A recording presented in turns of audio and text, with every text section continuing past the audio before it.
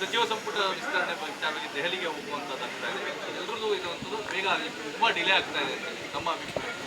ಈಗ ಅದಕ್ಕೆ ಬೇಗ ಆಗಬೇಕು ಅಂತಲೇ, ಯಾಕೆ ಅಂತಂದರೆ ನಮಗೆ MLC ಮತ್ತು ರಾಜ್ಯಸಭಾ ಚುನಾವಣೆ ಇದ್ದಿದ್ರೆ ನಾವು ಸ್ವಲ್ಪ ಅದನ್ನು ವಿಳಂಬ ಮಾಡಬೇಕಾಯಿತು. ಈಗ ನಮ್ಮ ಹೈಕಮಾಂಡ್ನವರು ಡೆಲ್ಲಿನಲ್ಲಿದ್ದಾರೆ.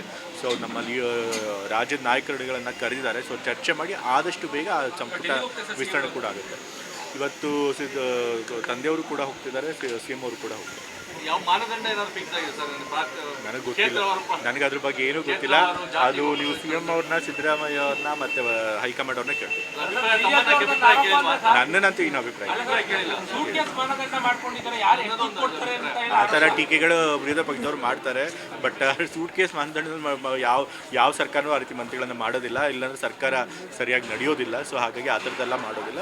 ನಮ್ಮ ಕ್ರೈಟೀರಿಯಾ ಏನಿದ್ರು ಹೈಕಮಾಂಡ್ ಅವ್ರದ್ದು ದಕ್ಷತೆ, ಪಕ್ಷಕ್ಕೆ ನಿಷ್ಠೆ ಮತ್ತು ಹೊಸಬ್ರನ್ನು ಕೂಡ ಸೇರಿಸಬೇಕು ಅನ್ನೋ ಚಿಂತೆ. ವಿಪಕ್ಷ ನಾಯಕರಾದಂಥವರೇ ಮಾಡ್ತಾ ಇರುವಂಥದ್ದು 500 ಕೋಟಿ ರೂಪಾಯಿ ಯಾರು ಹೇಳಿರೋದು ಹಾಗೆ?